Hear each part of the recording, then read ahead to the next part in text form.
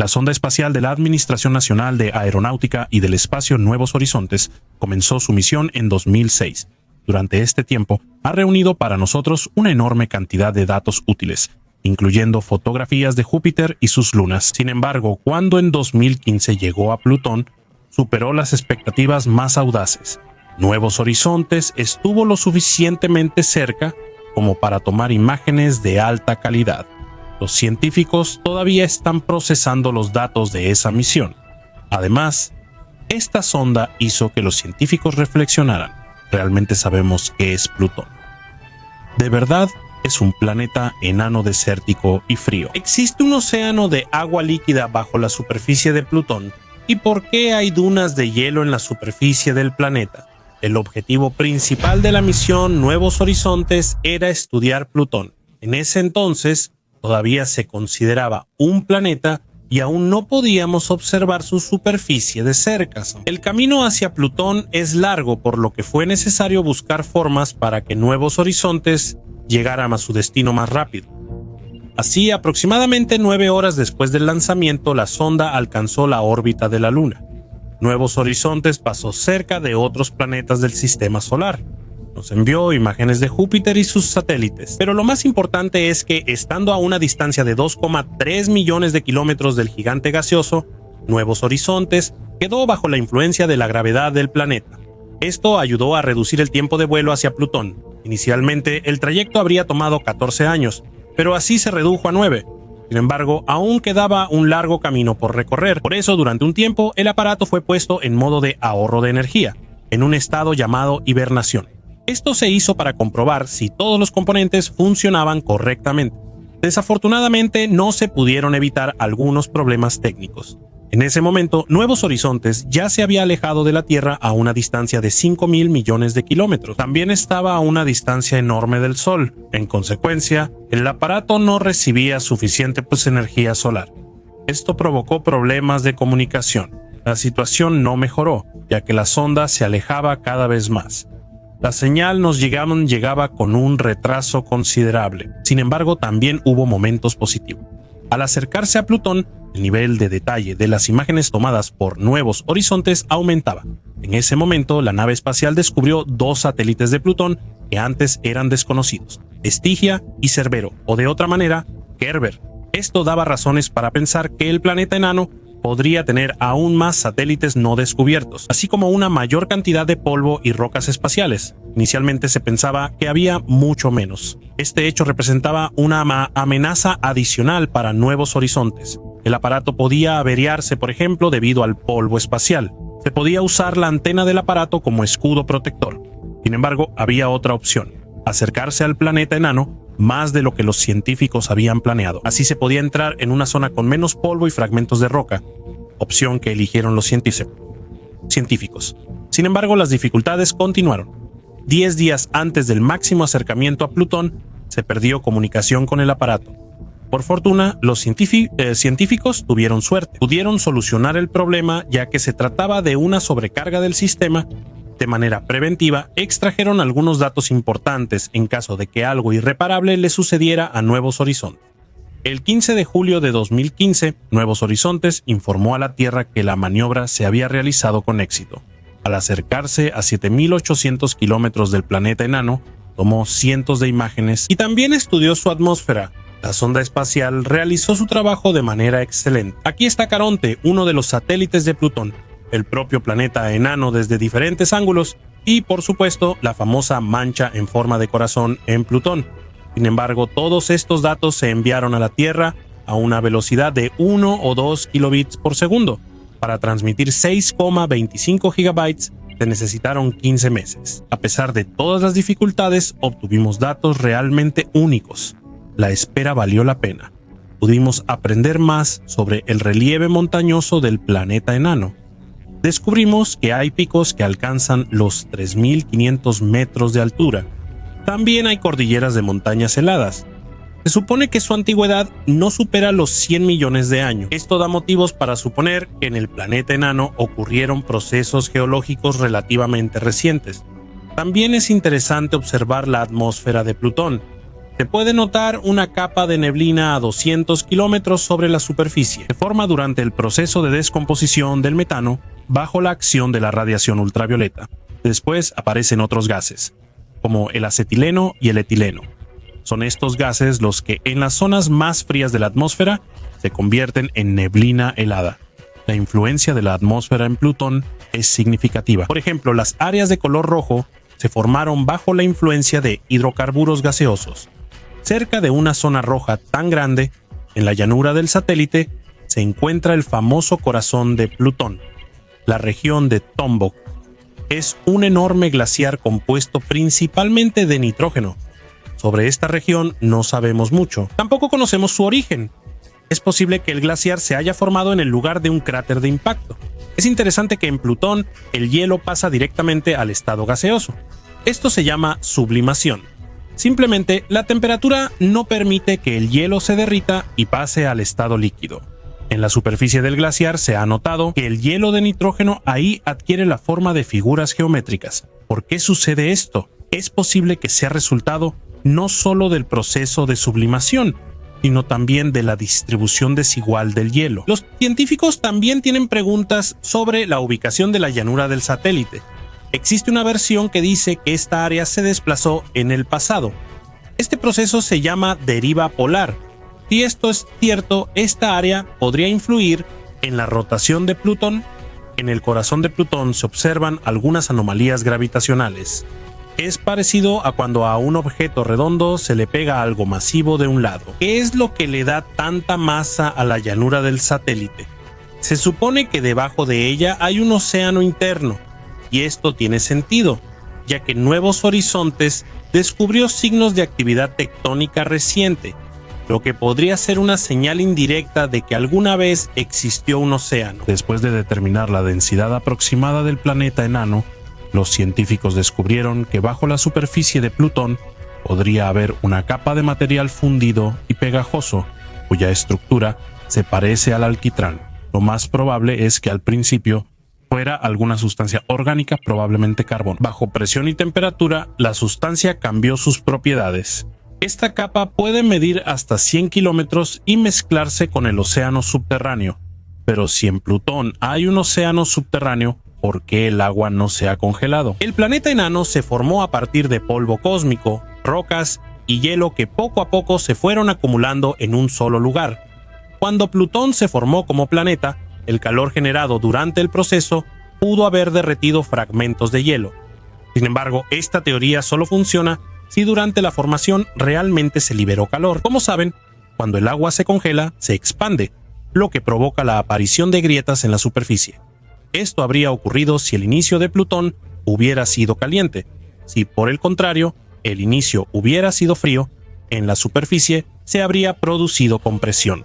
En estas imágenes que nos proporcionó Nuevos Horizontes, vemos cráteres bastante antiguos, pero en ellos no hay señales de compresión. Se supone que en el océano subterráneo podría haber una gran cantidad de amoníaco.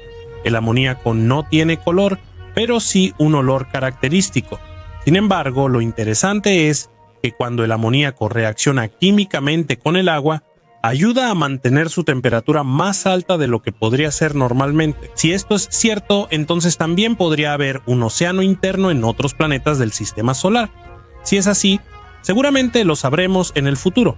Nuevos Horizontes, en general, realizó más de 200 observaciones científicas, que incluyeron no solo a Plutón, sino también a sus satélites. Ahora la sonda espacial está viajando por el cinturón de Kuiper. Nuevos Horizontes nos abrió no solo nuevas oportunidades, pero también nos planteó muchos nuevos desafíos. ¿Alguna vez te has preguntado cómo era el universo en las primeras etapas de su existencia? Seguramente todo era diferente justo después del Big Bang. Sin embargo, el telescopio James Webb miró en las profundidades del universo y descubrió que su versión temprana era en muchos aspectos similar a la actual. Es sorprendente, pero vemos todos sus componentes formados, interactuando entre sí como deberían. ¿Cómo afectará este hecho a la ciencia espacial moderna? ¿Cómo cambia esto nuestra percepción del universo? Miren esta imagen del telescopio James Webb. Aquí podemos observar galaxias cuya edad es tan grande que no encaja en el modelo del mundo al que estamos acostumbrados. y este hecho puede cambiar por completo nuestra idea de cómo está estructurado el universo. Ahora los científicos tienen que encontrar una manera de explicar los datos obtenidos. Al principio existía la versión de que los mecanismos del telescopio no eran ideales, que había algunos errores. Sin embargo, tras la verificación, esto no se confirmó. Pronto se descubrió que la edad de las galaxias coincidía con los cálculos anteriores. Es posible que en la imagen no estemos viendo las galaxias en sí, sino algunas otras estructuras. Considerando todos los datos que tenemos a nuestra disposición, parece muy probable la versión de que precisamente nuestra idea de que la explicación de cómo ocurrió el Big Bang no es totalmente precisa. Por eso los científicos creen que estas galaxias ya existían y funcionaban hace unos 13.600 millones de años. Sin embargo, existe un inconveniente. El asunto es que hace casi 14.000 millones de años existían las llamadas edades oscuras, cuando no debería haber habido galaxias en absoluto. Y no estamos tratando con objetos más simples que surgieron recientemente, como pequeños cúmulos estelares, sino con enormes galaxias. Además, tales estructuras son más características del universo en la etapa actual de su existencia. Resulta que surgieron mucho antes de lo que podíamos imaginar. Algunos científicos creen que en realidad esto no es una excepción a la regla. Están seguros de que con investigaciones futuras encontraremos cada vez más objetos similares. Ahora la ciencia está pasando por algo parecido a una crisis astronómica. Muchas de nuestras ideas sobre el cosmos pueden no ser muy precisas, y eso afectará a toda la ciencia. Puede resultar que no vivimos en el mundo que imaginamos. A pesar de que en la imagen del telescopio James Webb vemos solo una pequeña parte del universo en las primeras etapas de su existencia, los datos obtenidos aún nos dan razones para suponer que incluso entonces ya estaba casi tan desarrollado como lo está ahora. Antes, la mayoría de los científicos pensaba que solo desconocíamos el desarrollo estelar, pero casi todos ya descartaron esa idea. Los datos del telescopio aceleraron este cambio. Al observar más profundamente el universo, podríamos no estar tratando con protoestrellas u objetos similares. Veremos objetos estructuralmente complejos. Actualmente los científicos tienen más pruebas de ello. Algunos de ellos ya han encontrado pruebas de que en el universo existen galaxias con un corrimiento al rojo significativo, tan significativo que esto podría ser evidencia de que tales galaxias surgieron casi inmediatamente después del Big Bang. Y aquí toda la ciencia cósmica se enfrenta a una pregunta mucho más importante. ¿Ocurrió realmente el Big Bang? ¿Y podemos siquiera afirmar que el universo tiene un principio? Y esto conlleva una serie de preguntas adicionales. Por ejemplo, ¿qué forma tiene el universo? ¿Es un espacio infinito? ¿Es un espacio cerrado? Podría ser que durante todos estos años hayamos pasado por alto algún detalle importante sin el cual no hemos podido formar una imagen completa. De hecho, revisar el conocimiento antiguo en la ciencia del cosmos es un fenómeno absolutamente normal. Joel Ledger de la Universidad de Pensilvania, junto con sus colegas, realizó un análisis detallado de las señales de luz provenientes de galaxias más antiguas que aparecen en las imágenes del James Webb. Durante la investigación fue importante descomponer las señales en componentes individuales para identificar el elemento dominante en cada periodo. Otro aspecto importante es la composición de las galaxias estudiadas. Si hablamos del universo temprano, allí predominaban principalmente elementos ligeros como el hidrógeno y el helio. En etapas posteriores aparecieron elementos pesados como el nitrógeno, el carbono y otros. Precisamente esto contribuyó a la formación de las galaxias tal como las conocemos hoy en día. Sin embargo, descubrimos que en las galaxias antiguas ya existían esos elementos. Es más, ahora estamos analizando la radiación luminosa que provenía de galaxias con una antigüedad de entre 4 y 8 mil millones de años. Resulta que cada vez tenemos más y más pruebas de que la formación de galaxias comenzó incluso antes del Big Bang. Podemos explicar esto diciendo que al principio nos equivocamos con el periodo en el que ocurrió el Big Bang. Parecería que esa sería una explicación simple y a primera vista lógica. Sin embargo, aquí hay que tener en cuenta el hecho de que todos los hechos sobre el universo están estrechamente relacionados entre sí. Si cambiamos un hecho, tendríamos que cambiar muchos otros también. Es como una casa de cartas. Si quitas una carta, el resto se derrumba. Mucho depende de las observaciones reales, ya que no todos los procesos pueden registrarse por el nivel tecnológico de nuestra ciencia. Por eso, el asunto es complejo y no hay una explicación sencilla. También vale la pena mencionar un detalle importante. Las galaxias tempranas que vemos en las imágenes del telescopio no tienen contornos definidos. Vemos algo parecido a una gran mancha de luz. Para realizar un análisis lo más completo posible de la imagen, los científicos utilizan programas especiales. Esto es necesario para entender si realmente estamos tratando con una galaxia o si, por ejemplo, es simplemente un disco de acreción de un agujero negro. Las interpretaciones de ciertos hechos no siempre pueden ser precisas.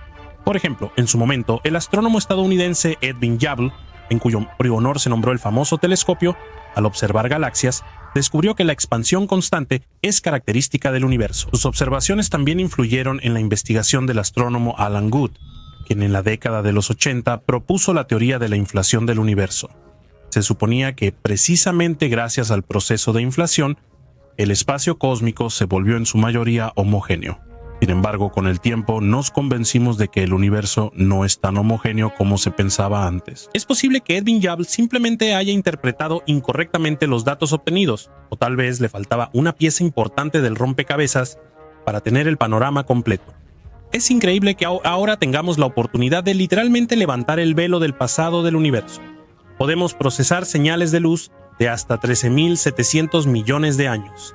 James Webb, y no solo él, en el futuro podrán estudiar periodos aún más tempranos del universo. Entonces, tal vez la mayoría de los fenómenos finalmente encuentren su explicación. Es como un verdadero viaje en el tiempo. Con la ayuda de nuevos conocimientos, quizás podamos ampliar también nuestra comprensión sobre la propia naturaleza del tiempo y el espacio. Es posible que surjan nuevas teorías que expliquen fenómenos que antes parecían incomprensibles. Esto también abre nuevas oportunidades para la investigación en el campo de la cosmología y la astrofísica, y puede resultar que pronto la humanidad pueda integrar nuevas tecnologías en la ciencia espacial y el proceso de conocer el pasado del universo avance aún más rápido. Tales posibilidades inspiran admiración y despiertan la curiosidad de las mentes inquisitivas, pero también sugieren la necesidad de ser vigilantes y cautelosos al interpretar los datos obtenidos. Cuando exploramos las profundidades del universo, nos enfrentamos a una serie de preguntas importantes.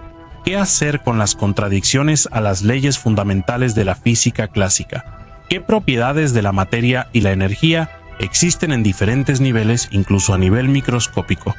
En estas cuestiones, la física cuántica nos ayuda. Veamos algunos ejemplos de cómo funciona el universo. Averigüemos si realmente pone de cabeza nuestra percepción del mundo. ¿Y qué me dicen de que los objetos pueden estar en dos lugares al mismo tiempo? Existe una hipótesis según la cual un objeto cuántico puede estar en varios estados al mismo tiempo. Es decir, al mismo tiempo existen dos versiones de un mismo objeto. Y cuando investigamos estos objetos, no podemos decir con exactitud dónde estará uno de ellos después de un tiempo. Solo podemos suponerlo. Y la probabilidad solo la podemos conocer cuando tomamos en cuenta la función de onda. Esta es una función compleja que ayuda a determinar el estado de un sistema cuántico. El objeto permanece en dos estados al mismo tiempo hasta que averiguamos en cuál se encuentra en ese momento. Un ejemplo clásico de este fenómeno puede ser la famosa situación del gato de Schrödinger. ¿Está vivo o muerto? Sabemos que el gatito existe en el espacio, pero ¿está vivo o muerto? Pregunta. Es como los multiversos en los cómics. Muchos también lo llaman multiverso en el sistema cuántico. Es una opinión bastante común que el objeto no pasa de un estado a otro. Simplemente estamos tratando con dos versiones del sistema. Si esa versión es cierta, entonces no necesitamos elegir cuál estado es real. Y no necesitamos saber cuándo el objeto cambiará a otro estado. Pasemos al dualismo onda-partícula. ¿En qué consiste? Es una hipótesis que propuso el físico francés Louis de Broglie. La esencia es que cada partícula elemental posee propiedades ondulatorias y las ondas de partículas. Así, los objetos materiales a veces muestran características de partículas y otras de ondas. Por ejemplo, la luz. A veces lo consideramos como un conjunto de fotones, es decir, partículas. Y en otros casos hablamos de él como ondas electromagnéticas. Los fotones son especialmente importantes para nosotros porque pueden convertirse en verdaderos ayudantes en la industria espacial. Por ejemplo, con su ayuda podemos lanzar naves espaciales utilizando velas solares especiales que ponen los objetos en movimiento. Sin embargo, sabemos que el fotón es una partícula sin masa. Entonces, ¿cómo funcionarán las velas solares? Sí, el fotón no tiene la llamada masa en reposo, pero podemos determinar su impulso porque conocemos su nivel de energía. Al transferir impulsos de luz, puede generarse presión sobre algunos objetos, aunque este fenómeno es difícil de registrar en el espacio, ya que la influencia sobre objetos masivos es insignificante. Como podemos considerar la luz tanto como un conjunto de partículas como ondas, la explicación de los impulsos y la presión puede ser diferente. Si hablamos desde el enfoque ondulatorio, entonces al interactuar con partículas cargadas de algún objeto, las ondas se reflejan y entregan parte de su energía. Si hablamos de fotones, cuando chocan con las partículas de un cuerpo, también les transfieren parte de su energía. Como puedes ver, el resultado es el mismo en ambos casos. La física cuántica es clave para estudiar la naturaleza y desaparición de los agujeros negros. Abordaremos el principio de incertidumbre de Heisenberg, que indica que no es posible conocer al mismo tiempo la velocidad, el impulso y la posición exacta de un objeto. Cuanto más precisa es una magnitud, más incierta es la otra. Stephen Hawking propuso que esto también ocurre en los agujeros negros, donde estos procesos suceden en su borde.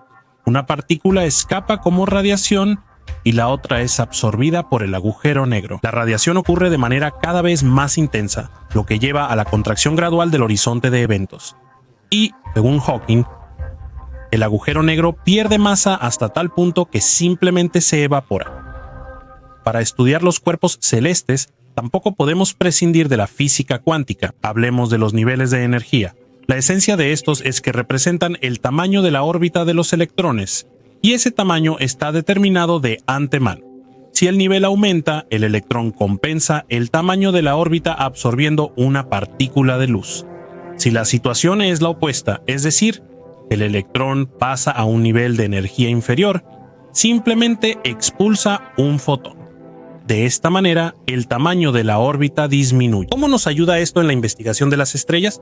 Cuando observamos el resplandor de una estrella en forma de espectro, vemos los colores que faltan. Esto nos ayuda a determinar la composición de un cuerpo celeste en particular. Nuestra estrella principal, el Sol, tampoco puede prescindir de la física cuántica.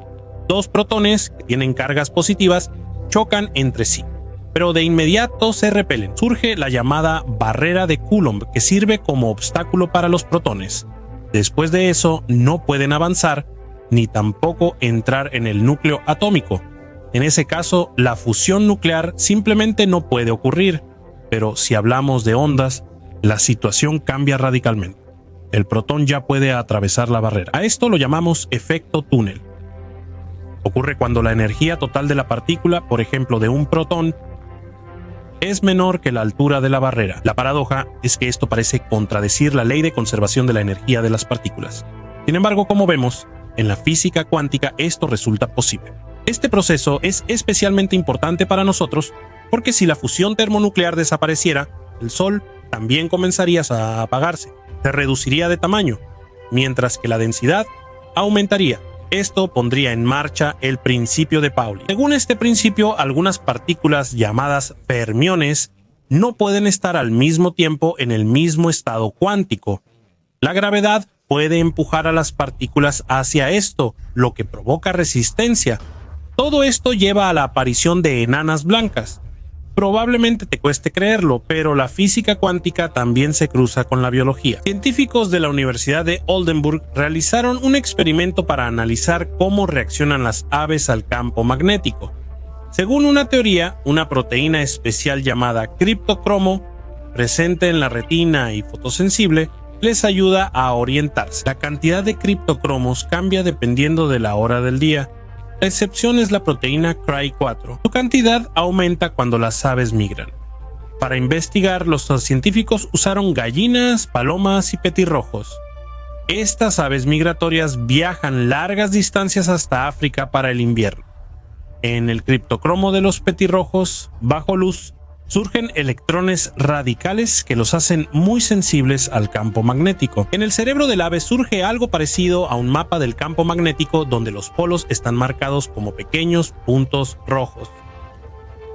En esta etapa podemos hablar de un sentido magnético cuántico-mecánico en las aves. Aunque sin duda este aspecto requiere investigaciones adicionales, la física cuántica es una ciencia compleja, a veces demasiado teórica, pero increíblemente útil para nosotros. Como vemos, su utilidad puede ir mucho más allá del espacio. La física cuántica nos impulsa a nuevos descubrimientos. Ampliamos nuestra comprensión del universo, lo que nos ayudará a levantar el velo de misterios que parecían eternos. Es curioso preguntarse si aún existe quien crea que la Tierra descansa sobre elefantes y una tortuga, o que el cielo es una cúpula de cristal. ¿Persisten esos dinosaurios intelectuales? Probablemente, salvo algunos terraplanistas, se extinguieron hace siglos. Quien crea que nuestro conocimiento actual supera totalmente al de los antiguos astrólogos está equivocado. Los recientes hallazgos en astronomía solo confirman la inconsistencia de nuestras teorías aceptadas por generaciones de científicos. Las sorpresas comenzaron hace tiempo, pero en 2021 hubo un hallazgo que desafía nuestras ideas sobre el mundo. ¿Qué fue lo que se descubrió? Un enorme arco de galaxias que superaba muchas veces la Gran Muralla de Sloan. Y este objeto, por cierto, durante mucho tiempo fue considerado uno de los más grandes descubiertos en el universo. La Gran Muralla de Sloan se extiende por 1037 millones de años luz, mientras que el arco de galaxias descubierto en 2021 tiene 3300 millones de años luz, o 1000 megaparsecs. Pero eso es imposible, exclamaron los científicos al unísono. ¿Por qué es imposible? Vamos a averiguarlo. Todo gira en torno a la homogeneidad, que según teorías aceptadas, debe existir en el macrocosmos a grandes distancias. Es decir, no debería haber estructuras tan notables y tan grandes en el macrocosmos, pero existen. Y no se puede ignorar ese hecho. El arco de galaxias, si pudiéramos verlo sin telescopio, sería 20 veces más grande que la Luna en nuestro cielo. Las discusiones sobre el origen y posible existencia de este objeto siguen activas. Cuando a inicios de 2024 investigadores de la Universidad de Lancashire Central redescubrieron una estructura increíble, como antes la estudiante de posgrado Alexia López lo hizo en el mismo sector del cielo, cerca de la constelación de Hércules. Ahora se trataba de un anillo de galaxias con un diámetro de aproximadamente 1300 millones de años luz, ubicado a 9000 millones de años luz de nosotros. Si usamos la misma analogía que con el arco, a simple vista en nuestro cielo este anillo se vería como 15 lunas llenas. Entonces, ¿qué es lo que está mal con las estructuras descubiertas? Repito, el principio cosmológico nos dice que la materia en el universo debe estar distribuida de manera homogénea, por lo que a grandes distancias no deberíamos notar ninguna estructura colosal. Se puede dar un ejemplo. Si estás en un bosque o cerca de él, verás árboles individuales y otros objetos, pero si subes en un avión sobre la selva, todo se verá simplemente como una mancha verde homogénea. Lo mismo ocurre en el universo, solo que a escalas miles de millones de veces mayores. ¿Crees que esta fue la única rareza tras el hallazgo del anillo de galaxias? Para nada. El asunto es que cuando hablamos de un objeto que está a 9,2 mil millones de años luz de nosotros, a menudo suponemos que lo vemos tal como era después de ese lapso de tiempo. Con grandes distancias todo cambia.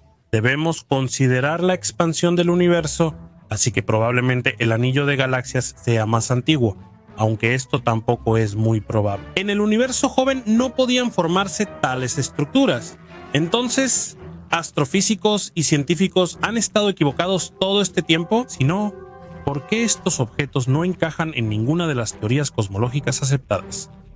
Porque realmente es casi imposible explicar su aparición. Pero los científicos de todos modos se pusieron a trabajar en esta tarea ingrata, y esto es lo que lograron descubrir. Primera hipótesis, parte de una megaestructura. Como ya se mencionó, ambas estructuras ultragigantes están relativamente cerca, si es que se puede usar esa expresión para escalas cósmicas tan enormes. Los astrónomos las hallaron al analizar la luz de los cuásares, absorbida por galaxias de estas estructuras. Con la ayuda del telescopio óptico de gran angular Sloan Digital Sky Survey, se creó un mapa tridimensional y se aplicaron algoritmos estadísticos, lo que permitió encontrar estos objetos. Así que algunos científicos hicieron una audaz suposición de que ambas estructuras podrían ser parte de algo aún más global, algo que todavía no somos capaces de ver ni comprender. Da miedo pensar en el propósito de este enorme conglomerado que supera incluso nuestras ideas más atrevidas sobre la esfera de Dyson y estructuras similares. Hipótesis 2. BAO. Sus partidarios creen que la aparición del arco y el anillo fue facilitada por las oscilaciones acústicas bariónicas. ¿Qué es eso? Simplificándolo al máximo, es una especie de ondulación causada por la actividad y las fluctuaciones del universo temprano. En su juventud era un lugar extremadamente inhóspito. Sí, si piensas que ahora es bastante mortal para una persona desprotegida, no tienes idea de cómo era el universo justo después de su nacimiento. Era literalmente una sopa de plasma hirviendo. No podía haber estrellas, planetas ni otros objetos en ese entonces. O somos unos completos perdedores y todo este tiempo hemos creído en una burbuja de jabón, como los antiguos que adoraban a una gran tortuga y elefantes. Sin embargo, nos hemos desviado del tema. El telescopio Sloan también estudia la distribución de la materia a grandes distancias.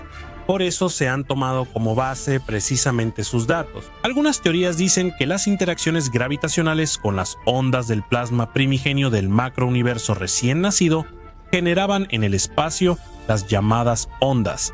Imagina una sopa empezando a hervir, que formaron ciertas estructuras burbujeantes o las llamadas envolturas esféricas, más densas que el resto del espacio. Siguiendo con las analogías culinarias, esto se puede comparar con una gelatina que no se mezcló a tiempo y le salieron grumos. El problema es que el gran anillo parece una espiral bidimensional, no una burbuja. Este resorte gigante está orientado de forma que lo vemos como anillo. En segundo lugar, el anillo y el arco son mucho más grandes que las burbujas de materia bariónica teóricamente posibles. Por eso, la teoría de las oscilaciones acústicas bariónicas, que de por sí ya tiene poca evidencia, no resiste la crítica como explicación para la aparición de estructuras colosales. Hipótesis número 3. Ciclicidad del universo. Una vez el físico británico Roger Penrose y su colega del Centro de Cosmología en el Instituto de Física de Ereván, Vagan Gursadian, propusieron, en el marco de la teoría general de la relatividad, la existencia de un modelo cosmológico en el que el universo pasa por ciclos infinitos y tiende hacia una singularidad para luego renacer de nuevo como resultado del Big Bang. ¿Cómo sucede esto según los científicos mencionados anteriormente? El universo nace, vive y se expande infinitamente. El proceso continúa hasta que ya no queda materia en el espacio y las escalas pierden su significado anterior. Después de esto, el universo completamente vacío se convierte en una singularidad, lo que vuelve a iniciar los ciclos de nacimiento de los mundos. El mismo cordón umbilical, o más bien sus cicatrices, las observamos gracias a un mapa 3D del telescopio Sloan. El arco del anillo coincide perfectamente con esta definición. Suena lógico, ¿sí, verdad? Hipótesis número 4. La teoría de cuerdas. Aquí se hace referencia a los defectos topológicos de la materia que teóricamente aparecen durante las transiciones de fase en el universo temprano. Son como pliegues y dobleces similares a una tela arrugada. Por lo tanto, es muy posible que el arco y el anillo de galaxias sean precisamente el resultado de la transformación del universo de una etapa a otra. Sin embargo, esto solo es una teoría, pues hasta ahora no hay pruebas claras de la existencia de tales cuerdas. ¿Qué se deduce de esto? Los científicos deben reconsiderar los principios básicos de la cosmología, pues hay más razones para ello. Por ejemplo, la ya mencionada Gran Muralla de Sloan, o la Muralla del Polo Sur, que tiene un diámetro de 1.400 millones de años luz, o la estructura más grande jamás encontrada por los astrónomos, la Gran Muralla Hércules Corona Boreal, que mide alrededor de 10.000 millones de años luz. Todas estas estructuras desafían el principio cosmológico tradicionalmente aceptado, obligando a los científicos a ponerse nerviosos mientras buscan explicaciones para esta clara discrepancia. La Gran Muralla Hércules Corona Boreal también contradice varios principios astronómicos.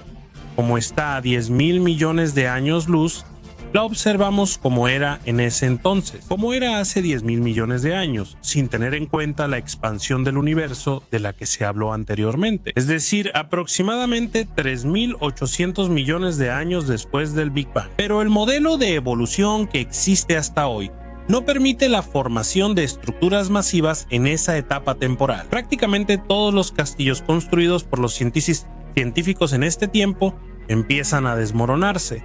Los astrónomos todavía no pueden explicar científicamente la aparición de muros, arcos y anillos tan colosales. Es como si el universo nos estuviera preparando para algo, tratando de decirnos algo importante, pero no entendemos sus pistas. Es posible que nos espere la aparición de una física completamente nueva, radicalmente diferente de aquella cuyos postulados predicamos ahora. El asunto es que los científicos, por más que lo intenten, muy a menudo aplican las leyes que funcionan en la Tierra a objetos que están no solo fuera de nuestro pequeño mundo limitado, sino también fuera de nuestra comprensión. Probablemente, desde el punto de vista de quien conoce la verdad, parecemos hormigas aferradas a una manzana, sin darnos cuenta de lo que realmente es. Un descubrimiento reciente es como una botella de Coca-Cola lanzada desde un avión y encontrada por un bosquimán. Recuerden la película Tal vez los dioses están locos. Es decir, lo vemos todo, pero realmente no podemos explicarlo bien. Cuando llega la noche, el cielo está tranquilo y despejado. Podemos recostarnos en el pasto y observar miles de estrellas arriba. Parece que ya hay demasiadas, pero eso no es todo. Muchas estrellas no podemos verlas a simple vista. Para eso necesitamos telescopios. Ellos nos abren nuevas fronteras. Gracias a ellos tenemos la oportunidad de observar miles de millones de estrellas más. Solo en nuestra galaxia, la Vía Láctea, su número alcanza de 100 a 400.000 millones. Solo imagina cuántas hay en otras galaxias, cuántos cuerpos celestes contiene el universo. Las estrellas son diferentes, incluso de diferentes tamaños. Por ejemplo, nuestro Sol. Seguramente llamarías a este astro enorme, pero en comparación con otras estrellas en el universo, no es tan grande. ¿Qué tan enormes pueden ser las estrellas? ¿Cuál estrella se considera la más grande en este momento? Antes de que pasemos a nuestra conversación, necesitamos entender qué queremos decir con la estrella más grande. ¿Nos basamos en el volumen o en la masa? ¿Qué es exactamente el volumen de una estrella? Es el área que ocupa el astro. ¿Y qué es la masa de una estrella? Es la cantidad de materia que contiene el astro. Lo más interesante es que observamos una tendencia. Las estrellas más masivas son de menor tamaño y las más voluminosas son menos masivas. Cuanto más vieja es una estrella, más masa pierde y a menudo aumenta su volumen. El ejemplo más obvio es nuestro Sol. Está envejeciendo y, tarde o temprano, más precisamente, dentro de unos 5.000 millones de años, agotará todo su combustible nuclear. Entonces, el Sol comenzará a aumentar de tamaño y absorberá las órbitas de los planetas más cercanos a él. Entre los planetas absorbidos podrían estar Mercurio, Venus e incluso la Tierra. Por eso necesitamos entender según qué parámetros determinamos la estrella más grande. Hablemos de la estrella más masiva que conocemos. Se llama BAT 9998 y se encuentra en la galaxia Gran Nube de Magallanes. Y esta estrella, solo piénsalo, supera la masa del Sol en 226 veces. Sabemos poco sobre su origen, sin embargo, existe la versión de que en realidad eran dos astros diferentes que en cierto momento se fusionaron en uno solo. Quizá ahí radique la razón por la que BAT 9998 es tan masiva. La estrella es bastante joven. Los científicos suponen que su edad alcanza los 7 millones y medio de años. Para comparar, la edad de nuestro Sol es de 4.600 millones de años. BAT 9998, al igual que otros astros, pierde masa rápidamente y probablemente solo quedará un agujero negro. Como pueden imaginar, BAT 9998 no tiene el título de la estrella más grande en volumen. Si alguna vez te preguntaste cuál es el astro más grande, seguro hallaste que es el supergigante rojo UI Scuti en la constelación del escudo, que aparece entre los primeros resultados en Google. Inicialmente se pensaba que la estrella era 1700 veces más grande que nuestro Sol. Esto le dio a UI Scuti el título de la estrella más grande, pero años después, investigaciones revelaron que solo es 775 veces más grande que el Sol. Uy, Scuti sigue siendo una estrella bastante grande, pero está lejos de ser la más grande. Es más, ahora ni siquiera está entre las 10 más grandes. Entonces, ¿qué estrella tiene el récord ahora? En realidad, no es tan sencillo. Hace algunos años se hablaba mucho de una supergigante roja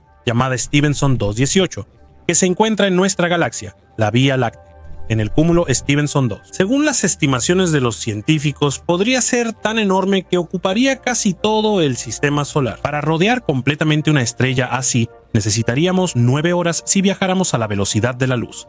En cambio, Si voláramos alrededor de algún planeta de nuestro sistema, el tiempo de vuelo se mediría en segundos. Los científicos que aceptan la existencia de esa estrella estiman que es 2150 veces más grande que el Sol. La información sobre Stephenson 2.18 es bastante confusa.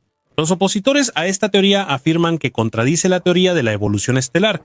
Ellos sostienen que existe un límite para las estrellas que no les permite aumentar de tamaño más allá de cierto punto. Se supone que una estrella no puede ser aproximadamente 1500 veces más grande que el Sol. Estos resultados distorsionados para Stephenson 2.18 y Joy-Scuti se deben a que los científicos ubicaron incorrectamente las estrellas al principio, lo que causó diferencias notables y piezas que no encajaban. Cabe recordar que la evolución estelar sigue siendo una teoría. Aún no sabemos con certeza el tamaño máximo de una estrella, ya que muchos factores influyen. Ciertas características evolutivas y la composición de la estrella influyen. Medir el tamaño de estrellas enormes es difícil, pues su atmósfera puede expandirse y mezclarse con el medio interestelar. En ese caso es difícil saber el límite de la estrella, y las dificultades no acaban ahí. Estos astros suelen ser muy brillantes y están rodeados de una gruesa capa de polvo. Los científicos enfrentan una tarea difícil, pero hacen lo posible por resolverla, basándose en la composición del entorno y la distancia al astro. Así obtenemos datos aproximados. Y ahora finalmente llegamos a la pregunta de cuál estrella se considera actualmente la más grande del universo. Y ahora el primer lugar lo ocupa WOH-Way 64. Pertenece a los supergigantes rojos.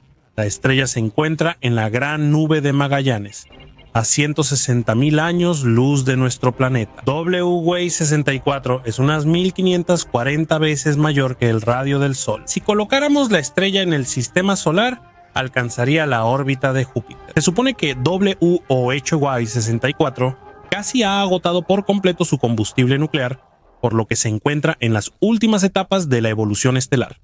Es precisamente por esto que la estrella tiene ese tamaño. También alrededor de WOH 64 se ha formado una nube de polvo en forma de toro.